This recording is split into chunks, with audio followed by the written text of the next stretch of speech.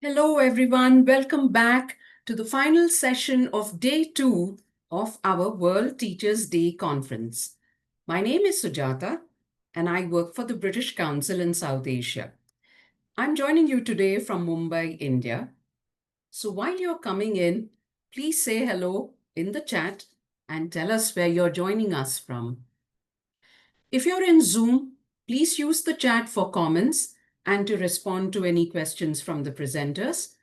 And please use the Q&A if you have any questions for our presenters today.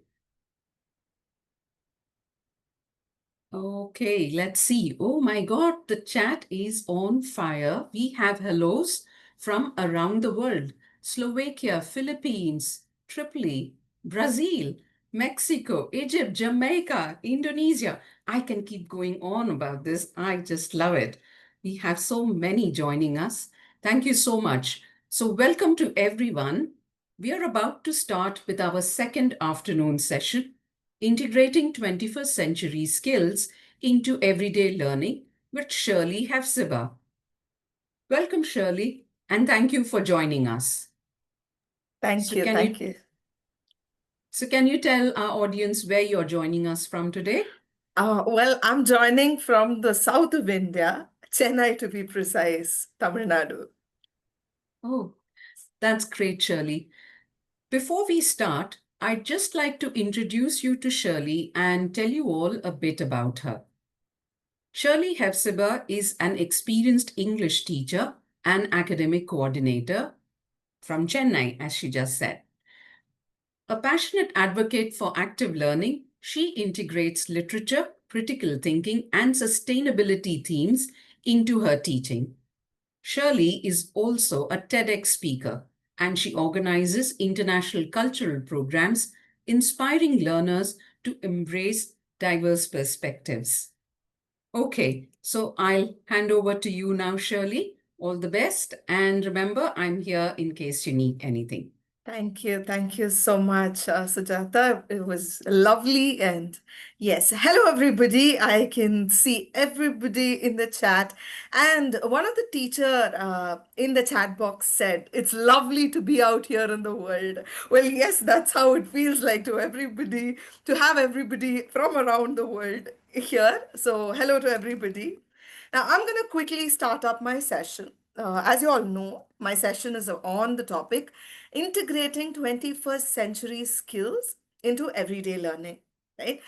Before I take you through my prepared deck, I am going to have you all get your fingers and answer one question of mine. When I say 21st century skill, what skill comes to your mind immediately? I'm going to quickly look out for the answers in the Zoom chat.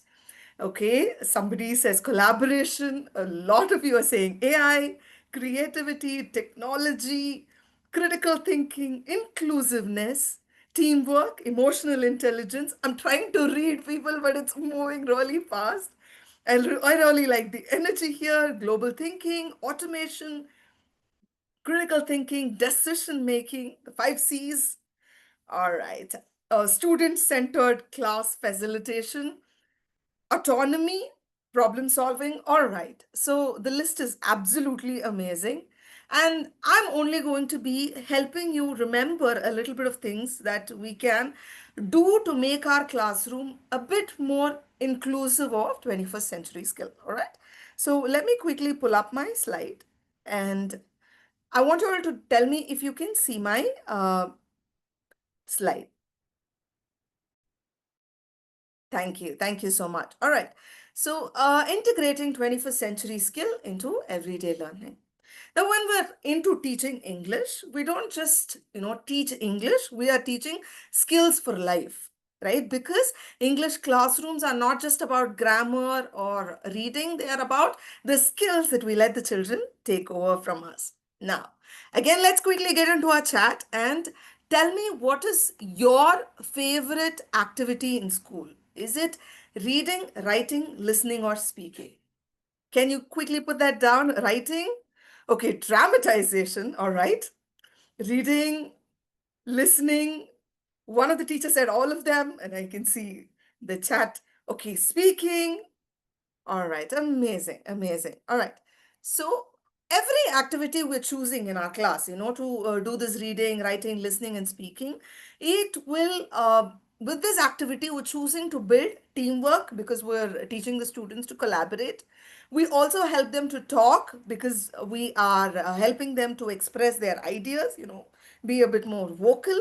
We're helping them think by the questions that we give and by letting them analyze a passage and all of that. We're letting them to think by themselves and work through it. We are helping them tap their creativity skill because they are learning to imagine, they're learning to innovate, and we're also helping them to make a connection. Now, when I say connection, we're trying to teach them to care for the whole world, right? And that is what we're going to be doing today. And by the end of this webinar, you will be discovering a few activities across grade levels, and you will see how English Task can build teamwork, talk, thinking, creativity, and connection. And you will also leave with ready to use ideas for your own classroom. All right. Now, are we all excited? Can we quickly get into the kindergarten age group? Right. Now, with regards to kindergarten is those cutesies that we absolutely enjoy spending time with and all of that, right? So, how many of you are kindergarten teachers here? Can I see some hearts popping up from the kindergarten educators? Nice. It's a huge hello from me to all the absolutely amazing kindergarten educators.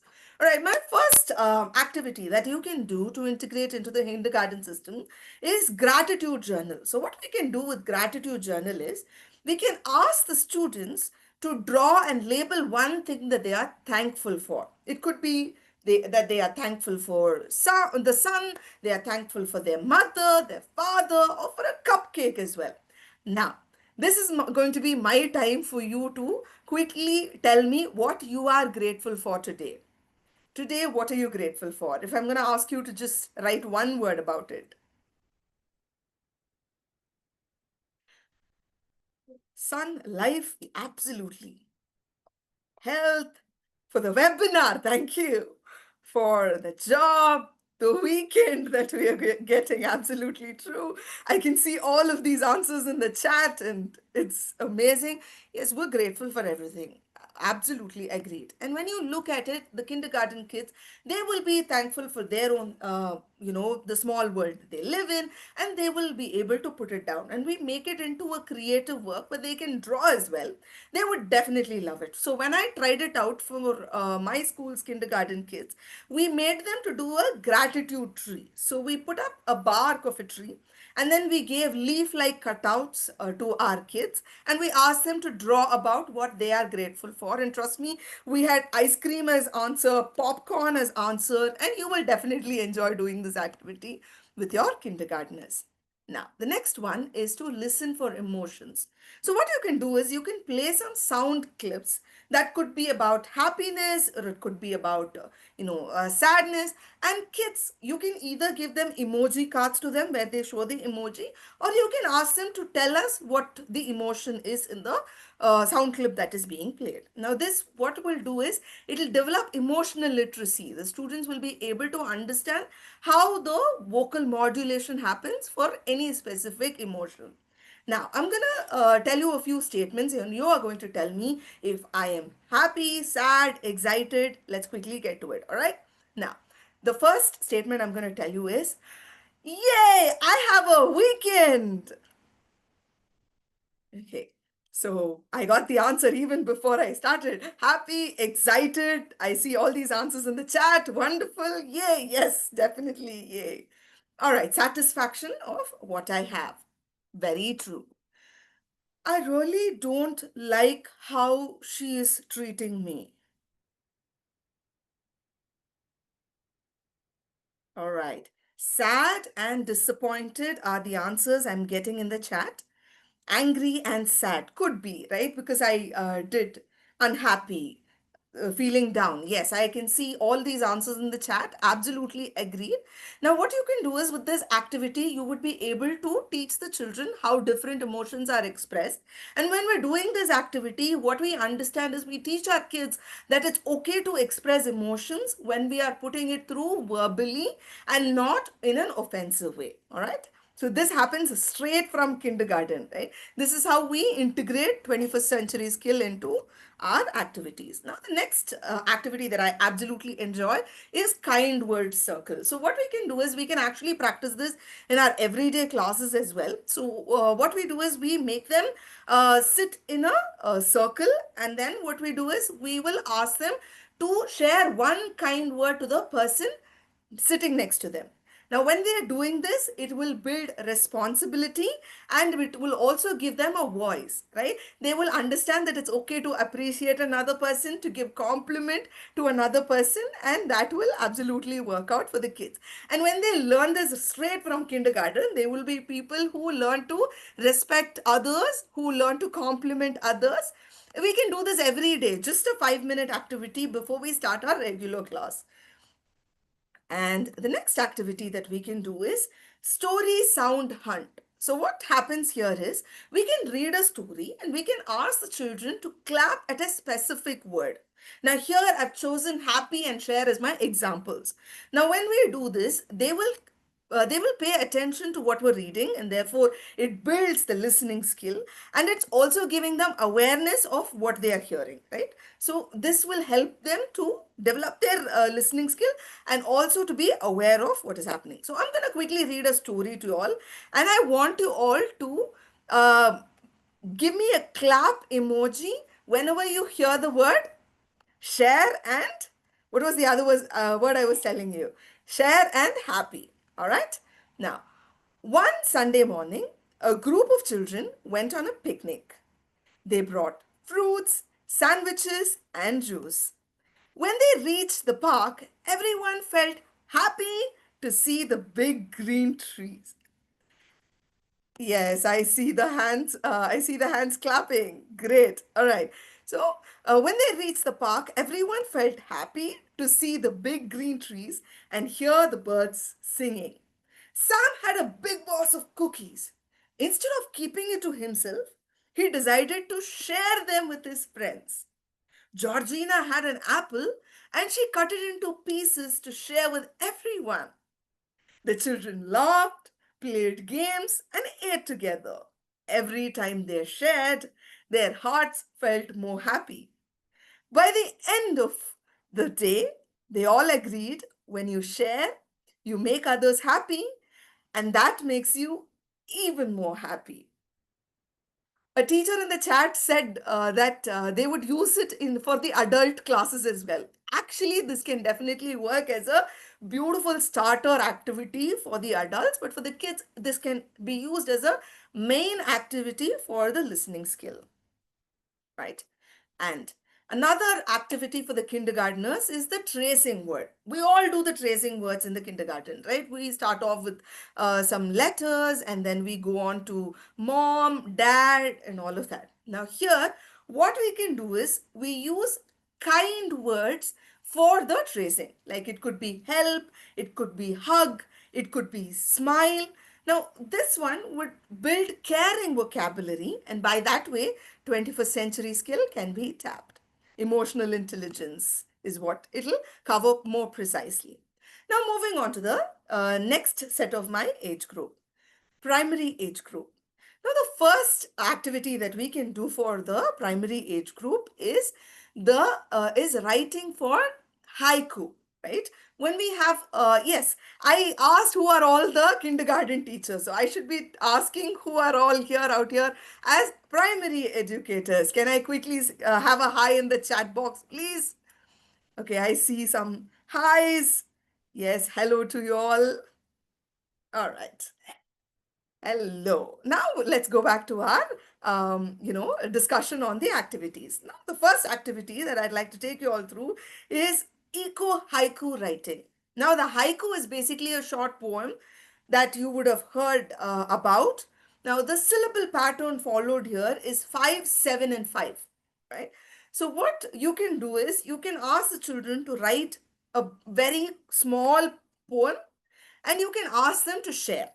Now, what we're going to be doing is when we are giving them these syllables and when we're asking them to write, we can also give them a topic.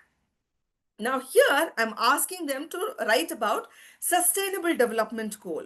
Now, for in schools where we haven't introduced the children to sustainable development goals, we can give them a topic itself, like probably, write about water conservation. We can give them a narrowed down topic, or write about, enjoying the nature.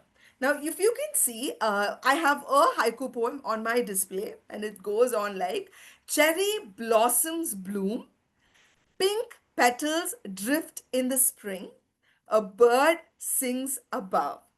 Right? So, this is a very simple writing, but then this is more about cherishing the nature around us. So, we can ask our children to write a haiku poem like this. Can we give an image? There's a question in the chat for me that's asking me if we can give an image. Yes, definitely. We can give out an image of nature or of a bird and then ask our children to write a haiku poem from there. All right. That's going to be interesting for the children who absolutely love poetry. And by that way, we will also be able to tap their writing skill and a little bit of eco awareness. Now, the next activity is to write two truth and one hope, right? Two truth that is very general in the world, and one hope that we have for our future. Now, the future could be anything, right? It could be about how Earth is going to be beautiful for everybody, about how AI will be helpful for everyone, right? So, the future can be anything.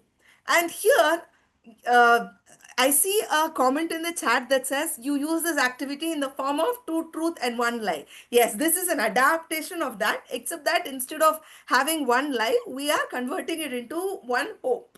Right? So, two truth, which will help them understand what kind of a situation they are in right now, and one hope, as in like what hopes they have for the future. Right? And right now, I'm going to break and I'm going to ask you all to write one hope that you have for teacher for the future. In the world of teaching, what is the hope that you have for the teachers in the upcoming days? I'm looking forward to your answers in the chat. Let me see. One day wars will stop. Absolutely agreed. I see that as a comment here in the chat. All right. Teachers will be celebrated. Absolutely. All kids will have equal education is another comment in the chat. Right. I can see some absolute hopes. All right. One day we're going to have great networking connections. Teachers will become masters of AI. All right. All right. I can see some absolutely interesting and fun hopes as well. That's nice to have that little bit of fun element because, of course, it's a weekend. It's going to be a weekend, right? All right. So when we all have these kind of hopes, when we let our students to open up and have those hopes, they will start thinking about, what they are planning for the future.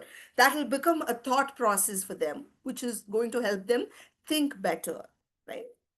The next activity is if I were letter. Now, we all do this writing activity in our classes. We ask them to write letters for, like I do, I ask the children to write letters for leave, letter to administrative person, and all of that. Now, this is a little bit of a differentiated activity from there. This is a letter where we ask our children to write about themselves, imagining themselves to be something of a natural element.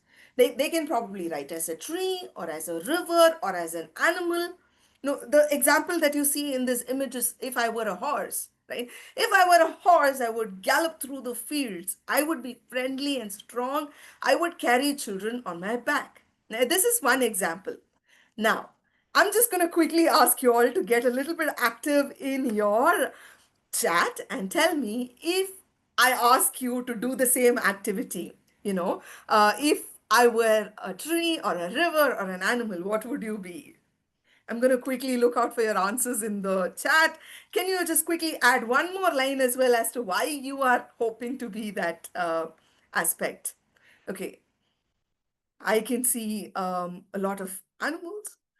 All right, I see one beautiful answer. It says, if I were a river, I would flow into every home. All right. I would flow smoothly if I were a river. Nice. If I uh, if I were a river, I would love to stay clean, is one answer in the chat. And I think that's something that will definitely, add more value. I would be a sun to shine the life of every mankind. Absolutely beautiful. If I were a tree, I will give fresh air. I would give fruits to people if I were a tree. All right. That's absolutely amazing lineup of answers. Now, when you see this is interesting, right? For us itself to do it. Now, when we ask our children to do it, that's going to be even more interesting for them, and they would absolutely love to do this activity. Except that we will not ask them to stop with 2 lines. We will probably ask them to write, 7 to 8 or even 10 lines for their poem or their letter. They can write it in the form of a letter as well, or as a poem also, right? The next one, this is something that most of us practice at our classrooms. Slogans. How many of you already practice this? Can I quickly see some hands up or some emojis or some reactions? Do you do the sustainability slogans? Slogans to protect trees, protect our planet, not trash in our places. You see, a lot of us are already trying it out. Nice. Right? Yes, absolutely. So we can keep doing this, ask our children to write these kind of slogans, these kind of two-liners, which will help them to experiment a little bit more with their words, with their vocabulary. And what happens is when we do this, it builds their brevity, their ability to write it with just a few lines, with just a few words, and still make sense, still give out their meaning. And it will also help them to learn persuasion, which is again a very important skill that they need in the upcoming days, right? So, the next activity is what I call picture prompt talk. So, what we do is we give them some situational prompts and then we ask them to develop a dialogue based on this. So, I have 3 pictures for you all that you can see. And I'm going to quickly ask you to let's quickly have a discussion on what this could possibly be. We have in the first picture, the picture you see here, 2 boys in front of the board. You see one student sad and another student with a slight smile, and the speech bubble is open. What do you think this student could tell the other student?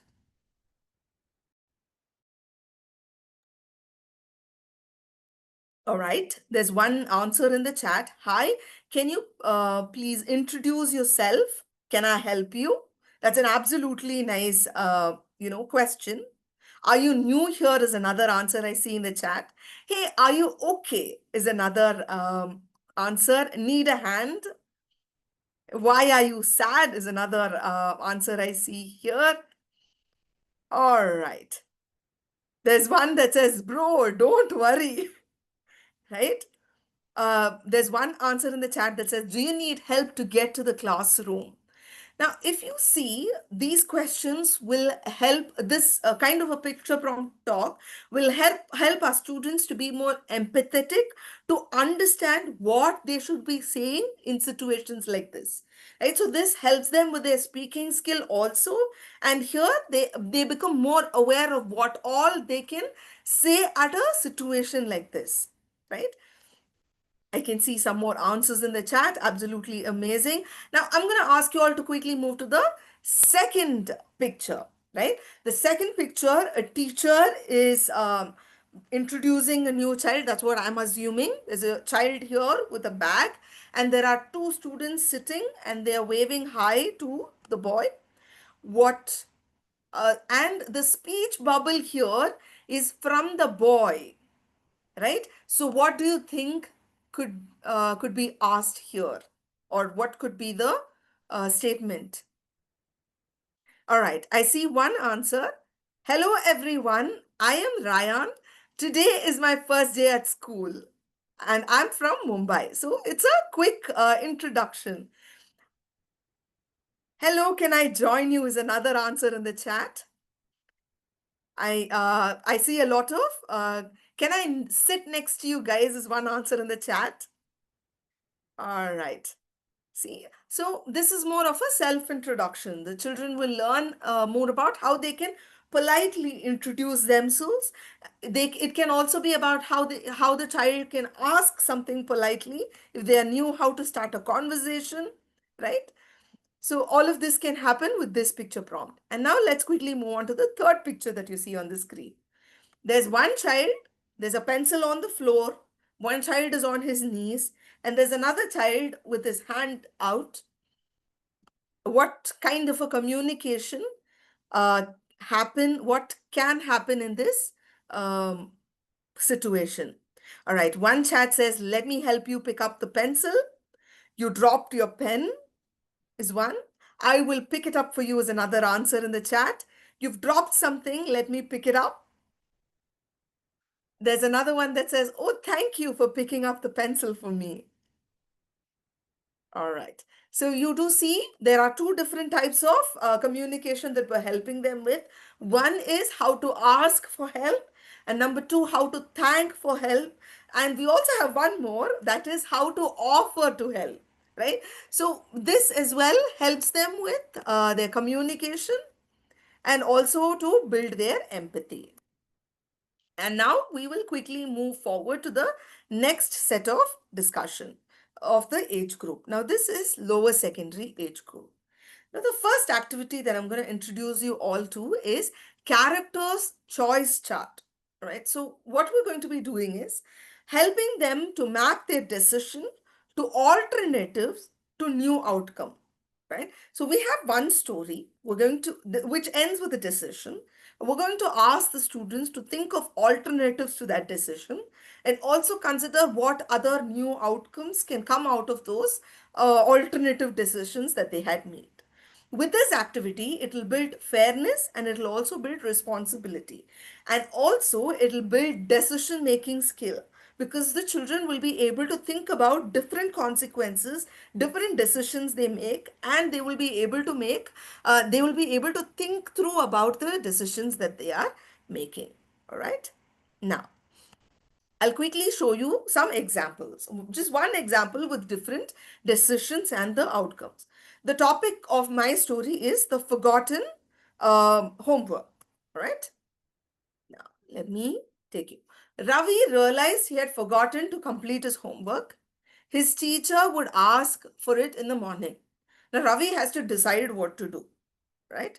There is one choice. The first choice is tell the truth to the teacher and accept the consequence. Like be honest to the teacher and say, teacher, I have forgotten to complete my homework and accept whatever the consequences are. Now, the outcome would be the teacher, obviously, we are teachers, we will be disappointed.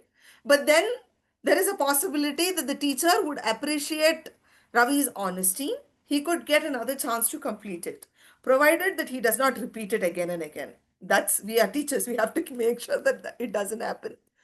We also have another choice, copy homework quickly from his friends before class.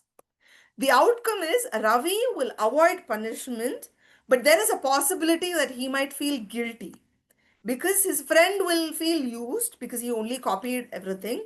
And if caught, both of them will get into trouble. And Ravi will not have a good understanding of the homework that he did. And then we have the third choice. He can say that he was sick and couldn't do the work.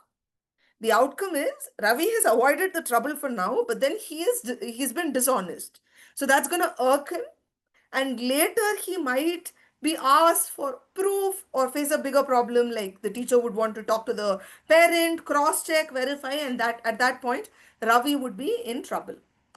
Now we can ask the students to choose what choice they would make. And that's exactly what I'm going to do to you all right now. What choice will you make here? Choice one, choice two, or choice three? All right. I see a lot of comments about choice one. Okay. I see one teacher who is a couple of teachers who are willing to make the second choice. Okay. All right. Interesting. There's there's another choice. Choice four got added in the chat, and the choice four goes on to say, "Do it really quick anyway." Right? You can try to do it as early as possible as well. The child, this is where our the spontaneity matters. If the child comes up with a choice four, we should be able to accept that choice as well, and we should be able to give them a possible outcome that could happen there, right? So here, choice four here, what the teacher gave me was to do it quickly then and there. The possibility is we might make some errors, but then yes, we are being honest and we are doing it, so that is actually a good thing only, right? True. All right. Now let's move on to the next activity. The next activity is very simple. These days we have the social media craze coming up. Every child knows what is social media and what to do with social media. So what we can do is, for the lower secondary kids who are getting to know about the social media, we can ask them to create tweets or Instagram caption for sustainable development goals. Sustainable development goals meaning the goals that the United Nations have put together for a better world, right? It could be based on, developing land life, developing water life. We can do all of that as well. So what we can do is we can ask the children to create a tweet or a caption that will fall in line for these sustainable development goals. This will also build brevity and creativity. Right? Now, if I'm going to ask you to write a quick caption for today's webinar, what will you write? I'm going to quickly look into the chat, and I'm going to see how many of you are giving me some social media captions for today's webinar that you've attended. All right. Okay, I see a few answers coming up in the chat. It's really interesting and useful. Today's webinar is on fire. Now I see proper, social media caption. Okay, nice. Okay. So we do see becoming a 21st century teacher. This could make it, to a very nice social media caption from one of the teacher in the chat. Nice. Okay. Uh, I see one chat comment caption that goes on. I'm going to quickly read it. It says, "Join us as we honor educators who inspire minds, shapes future, and light the path of learning every day." A proper caption, I would say, right? A few words quickly giving out a glimpse of what is happening in the webinar. And it's definitely going to work out for a tweet or an Instagram caption. Now, this is what we can ask our children to do in our classes as well. This way, they'll be able to think critically and also have that ability to write something meaningful with very little, very few words, right? Now, critical question card. We can pause during our reading and ask why and what if. What this will do is this will build critical thinking skill in our children. So what I'm going to do is I'm quickly going to, you know, tell you all a story that we all know already, right? The story of the hare and the tortoise. What happens in the story is I'm going to take it very quick because I know you all already know the story. The hare and the tortoise decide to go on a race, and then at one point the hare looks back and figures out that the tortoise is very slow, and it decides to take a nap, right? Now, I'm going to quickly ask you the question. Let's pause and ask why. Why did the hare decide to pause and take a nap? Can I quickly see some answers in the chat? The hare assumed he would win is one answer in the chat. He was tired, one answer. Because the tortoise was far back. Correct. Because he was very confident. I see that in the chat. He was overconfident because he thought he was well ahead. He was bored is another answer in the chat. He was way too self-confident, right? And because he thinks he's faster than the tortoise. Right. Now, This is what we can do with our activity as well. We can pause in the middle of a reading and ask them the question why. By doing so, we'll help the children to think critically and think from different perspectives. We can also ask the question, what if? Right? Then the other question is, what if the hare did not take a break at all? What would have happened? The moral would have probably changed, right? Completely changed, because the hare might have won the contest itself.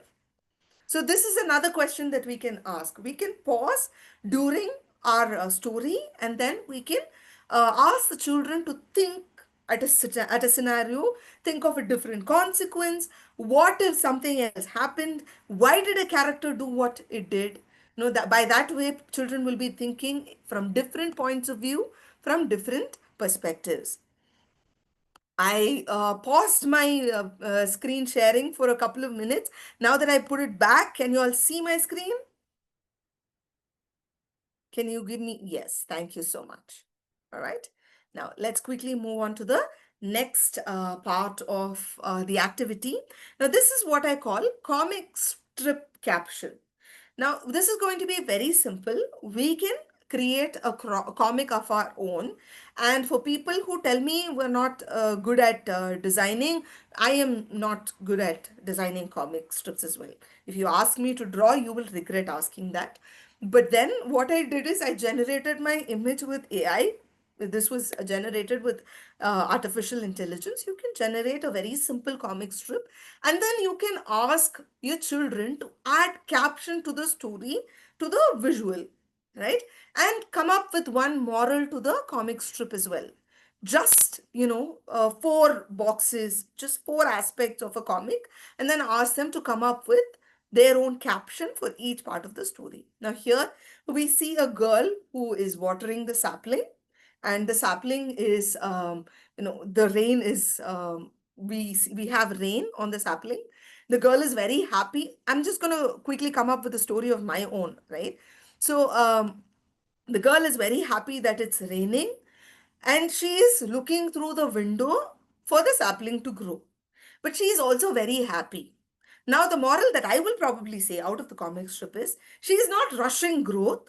Just because it rained, she is not saying that the sapling should have grown immediately. We see only the two leaves in all four images. So, growth is a slow process. That is the outcome. That is the moral I have out of this comic strip. Now, if I'm going to ask you to come up with a moral, what moral will you come up with for the comic strip here? Anybody who's thinking of some other perspective? The girl, I see one answer. The girl plants a sapling with a heart full of hope. It rains and she is grateful. She watches over it. Absolutely amazing writing. Okay, I see one answer that says patience is a virtue, and another answer that says nature's help. All right. There's one that says she wants to grow as well, like the plant, like a flower. That's very nice to say. Right? Growth happens slowly is one answer in the chat. Hard work invites miracle. See? So you do see how this is actually, a beautiful way of looking at things from a different perspective. By doing this, we help our children to develop visual literacy and also help our children to develop writing literacy as well. Right?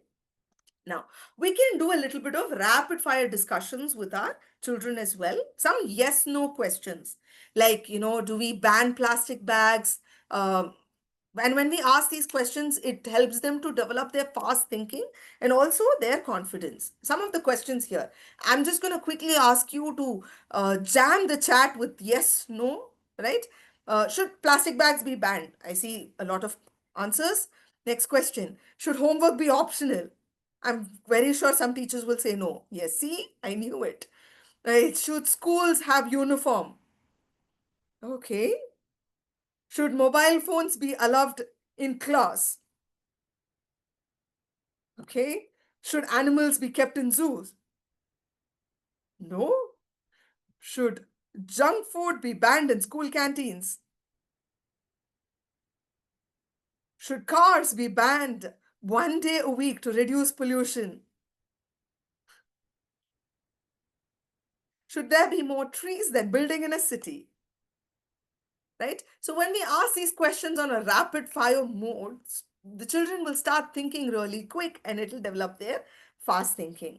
Should every home have solar panels? That's another question we can ask. Now let's quickly move on to the higher secondary age group. Now we can do cultural lens retelling. Now, because they are all grown-ups, we can do a little bit more of a complex task. We can give them a story and we can ask them to retell the story from another cultural viewpoint. By doing this, they will have to research about another culture and they will also learn about intercultural competence. This will develop their global perspective, global thinking, empathy. So one story that we usually have from the Western European lens is the Cinderella story, right? We all know the story. She's a poor girl mistreated by her stepmother and stepsisters. With the help of a fairy godmother, she attends a royal ball, meets the prince, and eventually lives happily ever after. Now, if I were to retell the story from an Indian lens, what I will do is I will probably change Cinderella from, and I would say she's probably from a village. She's mistreated by a family. And instead of a fairy godmother, because fairy godmothers don't is not culturally relevant to Indian culture, I'd probably say she was helped by a wise elder because we have wise elders in all Indian stories. And instead of a ball, I would probably say it's a grand festival in the village where she meets the prince. And the slipper could probably be replaced with traditional anklets or bangles. Now, you can do that as well, of asking the children to rewrite a story from initially from their own cultural perspective and then switch it to another new culture. They can, by that way, they will know more about their own culture also, and then they will learn more about another culture also, right? They will learn about how the whole world works as we keep, widening the perspective of every culture. The next one is 3 minute pitch. We give them 3 minutes. We ask them to come up with a solution for a world issue. We can ask them to keep it relevant to sustainable development goals also if we want.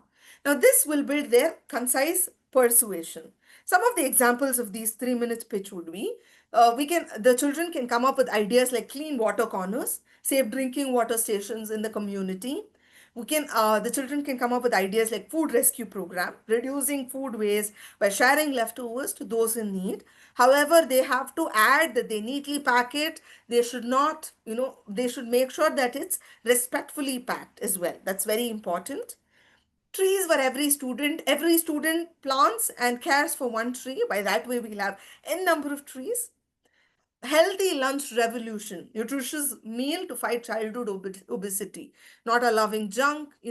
These are all pitches that the students can come up with. These are all ideas that the students can come up with all by themselves, and trust me, their ideas are much much better than mine. You can try out these activities and you'll understand how amazing our kids think and how creative they are, right? And we can do something called the headline comparison, right? Now, we can give two news reports of a similar event and we can ask the children to compare it, right? So when we're doing something like this, they will be able to look at a particular scenario from two different perspectives, and that will add media literacy and perspective as well to it, right? So every news title, we can ask them to look at it from two different perspectives. We can ask them to write a headline of their own from their thought process as well, right? And then let's talk about something called the hidden perspective. We pitch them to a story and then we can ask them about whose voice is missing here. This will talk about justice and empathy. Now, say for example, we've already spoken about the Cinderella story, right? So, what happens in the Cinderella story is the story happens and there is a prince who saves Cinderella, right? If we ask whose voice is missing, we get to understand that the prince doesn't necessarily have a voice. He doesn't necessarily have a backstory also. Now, when we give them these stories and ask them to figure out whose voice is missing, we don't have the perspective of the stepmother. We don't know what kind of a situation she was in. And the children will be able to think through these kind of stories, these kind of perspectives as well. So this is just one example, right? So whenever we give them a story task, we can ask them to think about different perspective and also to explore whose voice has gone missing. The next one is to rewrite history, change story endings, right, to new social outcomes. Like there is one story, and we can ask them to change the story completely. We can ask them to change the genre of the story, and that will lead to new outcomes. And this will build creativity and transformation in our children.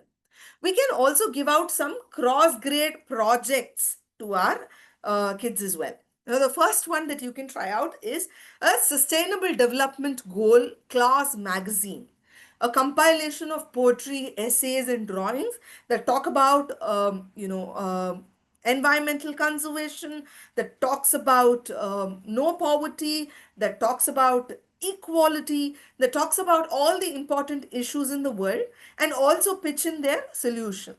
Now, when they're able to put all of these together, you will be having a nice book that as an outcome of their task. Now, these are all projects, right? So they cannot be done in just one sitting in one class, but you can give them probably 15 to 20 days and you can ask them to put this magazine together. You can also ask them to do a community newsletter. Like they can talk about what are the relevant real life incidents that's happening around them. No, you can put all of that together and you can, connect really well with our children by doing this. They will go out, they will try to figure out what is happening in their community. By doing this, they will figure out how they can contribute for their community. They'll also become real life problem solvers. So, this community newsletter can also be an amazing idea to work with them. And you can do something called the problem solution chart. This is something I really enjoy doing with my kids. So what you do is you list all the problems on a chart and you give them, these sticky notes, and you can ask them to propose solutions on the chart to every problem, right? So when you look at it, you see different solutions for each issue, and they will be able to figure out which one works well. You can follow it up with a discussion on which is a very possible solution and which one works really great. What could be, what could be the practicalities of a possible solution, and you can think of all of that as well.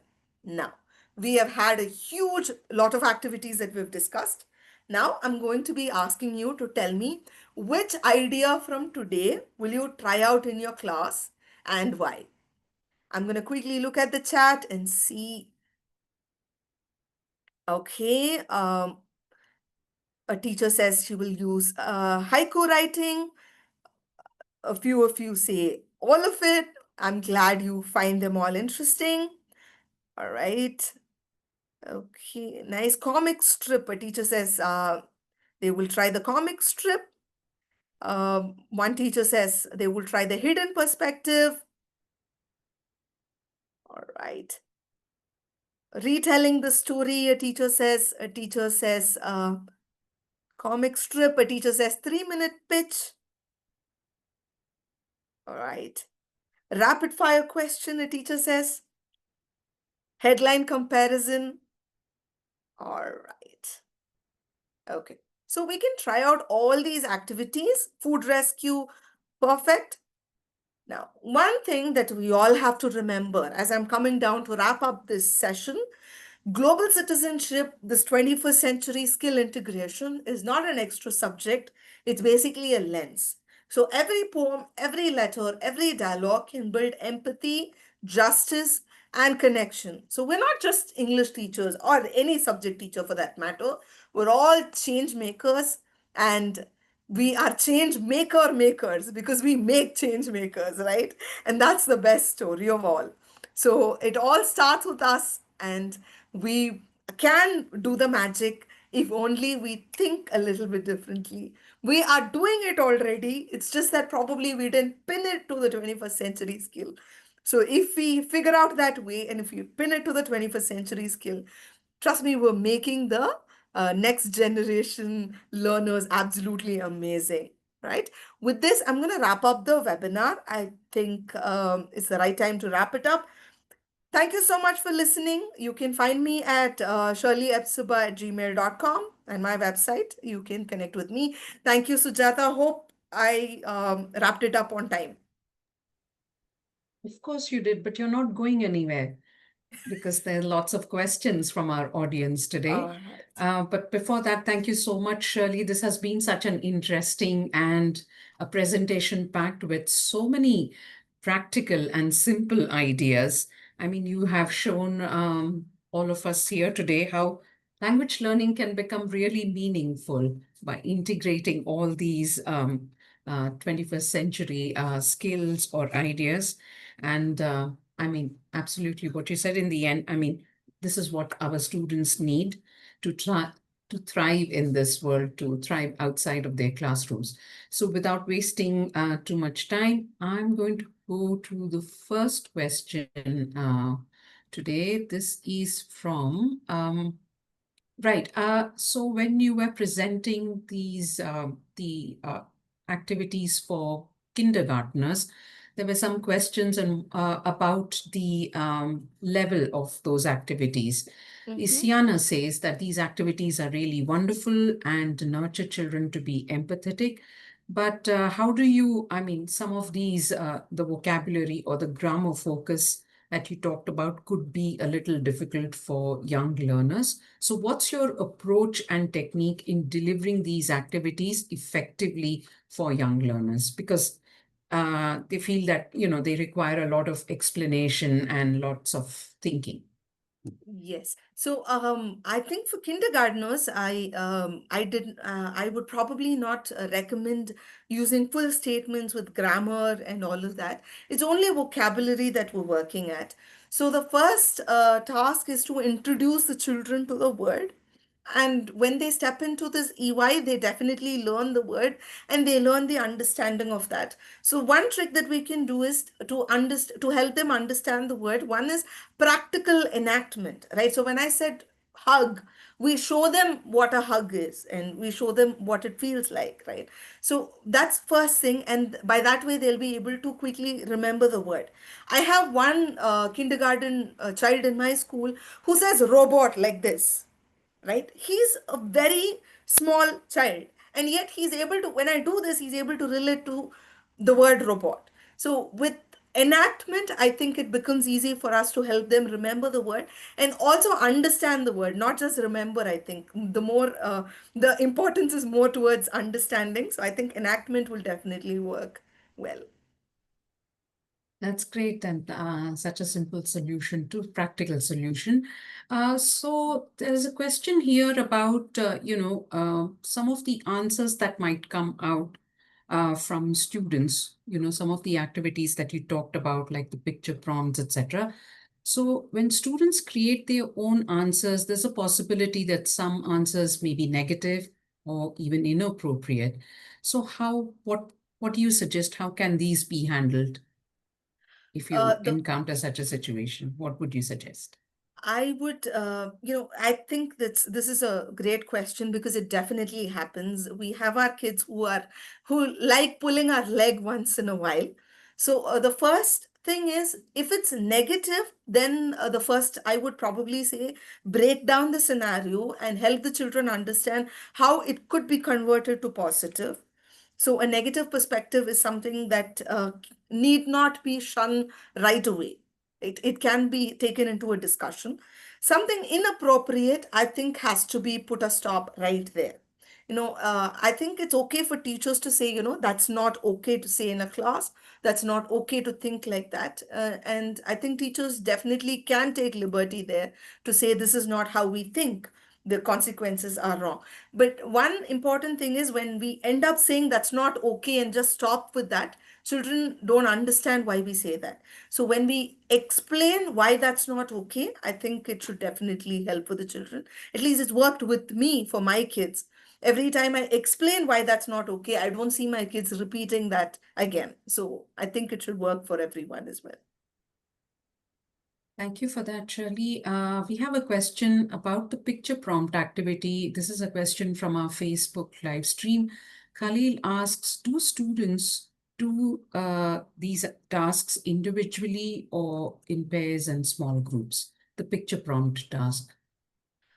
Small groups might not really work out for the picture prompts because it's only one line or only two lines, and by that way, only two people will get to share their perspective, and the rest of the kids probably will not get an opportunity to speak or will choose to stay silent. So I would suggest it can be an individual activity or just a paired activity, which is two people talking in those terms. However, I would really like it if it is followed with a discussion where the teacher projects the pictures on the screen and ask about how some students think alike and how different perspectives are coming into the picture as well. That can happen. That's an option that can work out as well. Uh, On Zoom, I have a couple of questions about, how do we grade effectively? You just talked about doing it in groups, for example. So how does one grade such activities effectively? And also, the other question is a similar one, which says, how would you assess these activities where you're asking? Yes. So it depends on what skill we are choosing to assess through this activity, right? So the first one is we can either choose to assess the grammatical skill of the child, by how they write their statements, or we can choose to, assess their speaking skill when we're doing that as well. If we're planning to assess their grammatical skill with this activity, then I would prefer it being a worksheet, right? Because that way it's easy for us to correct. Or if we're looking at speaking up, then it could be a discussion that we're doing after they think through their answer. It should be followed up with a discussion where they speak about what line they have added. And also, we can ask the children to explain why they think that is the right statement to have at that point, right? So that could be another add-on. Hope I'm answering the questions on point. Yes, I'm looking up for more questions from the audience on Facebook. How Mhm. does, Shireen asks, how does retelling a classic story like Cinderella through different cultural lenses change our understanding of the narrative and its character? It really doesn't change our understanding of the narrative. It helps our children to be aware of the culture that we are integrated with, right? So, say for example, if for Cinderella it is the shoe that mattered, here probably in India, we don't really, footwear is not as important as a specific important element of changing the story. However, an anklet could possibly be, because we have other narratives where anklet has been story changers, right? So we understand how one object can have so much of cultural relevance in their part. This the target is basically very simple. It's not to change the story's narrative. It's only to change the children's understanding of what is important for our culture or what is relevant for our culture, and by that way moving on to another culture and understand what symbolism do they use, right? So here in India, jewelry plays an important role. It is a symbolism for us. So how can that work for different countries is something they can learn. Okay. Great. I'm afraid that's all we have time for. Our time is up, sadly, for today's session. Thank you so much, everyone, or to everyone in our audience for joining today. Thanks once again to Shirley. I can tell you there have been so many comments, appreciative comments about your ideas, the presentation skills, and someone even saying that you've shared so many ideas, they might take about a couple of years to implement them. So thank you, Shirley. Thank you to our moderators, Joe and Mariella on Zoom, and Karen and Marcus on Facebook. So that brings us to the end of day 2 of our World Teachers' Day conference. But don't worry, we'll be back tomorrow at 10 a.m. UK time for our final 4 sessions of day 3. We'll be focusing on climate action and vocabulary and speaking skills. Remember, you need to register for Saturday to join us in Zoom, and you can do that through the Teaching English website. See you tomorrow, and have a great evening.